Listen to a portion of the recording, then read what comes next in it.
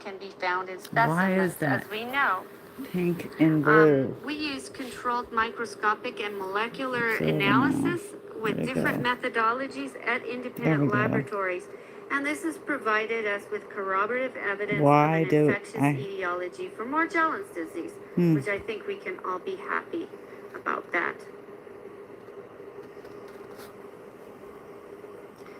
So, for patients and doctors, you should be aware that for fiber composition studies, fibers embedded in skin needs to be collected, not environmental specimens.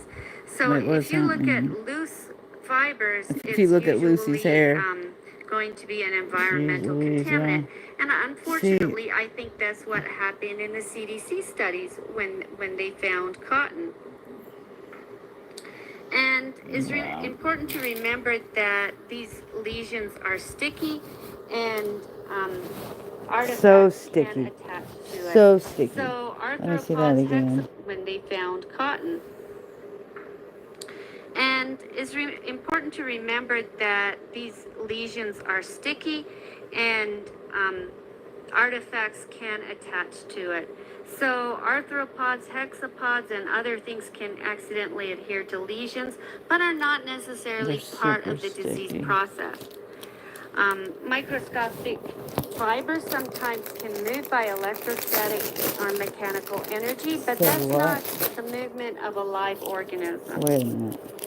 And it's really much better if doctors will examine lesions in situ with at least 50 times magnification than to look at self-collected material.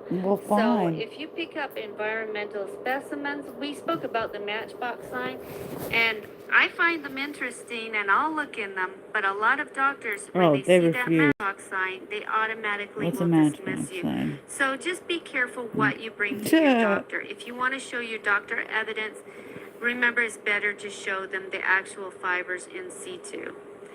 However, even then, they may not listen. That's factual. So, just to complicate matters, and this is more aimed at practitioners, some patients can have Morgellons, I want to make sure I can drink this one. not have any but there is like a film problems. over it. They're completely normal. They're completely normal. Filaments, and the fibers are present physically, and they are not something the patient has hallucinated or implanted. They're physically there.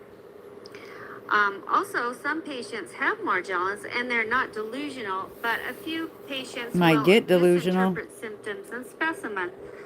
For example, they might see the fibers, and they might identify them as a worm, or they might see those little comedo-like plugs and think it's a seed or an egg. Then there's also some patients that have Morgellons, and they do have these dermal filaments, but they also have neuropsychiatric symptoms with a delusional component. And so they may have fixed false beliefs. For example, I've heard one subject told me that he could see eyeballs everywhere. Yeah. And everything that he looked at had eyeballs in it. I'd show him a piece of skin and he'd say, see, there's the eyeballs. And there weren't any. And then no, but there were things that looked like eyeballs. What are you talking about? Found a patient took him some French fries. And another practitioner found a small pine cone. What's that got to do with any of this real shit? And I want to emphasize that wait, a pine cone or a French fry? I don't fucking know. Things like this should not automatically be dismissed. Thank you. It's important to look and see if they have dermal filaments. And also doctors. Remember that people can misinterpret symptoms, and I think it's just disgusting for people to be dismissed because of the matchbox sign. Tell me about it. Tell me everything you knew. Where are you at, lady? Nobody's going to get better if they have Morgellons and they aren't treated for the underlying infection. Exactly. So, delusional parasitosis exists, so it's possible I don't doubt that. Enough tweakers and whatnot. And don't have Morgellons. I have not met one yet, though. Imagine that. And it hasn't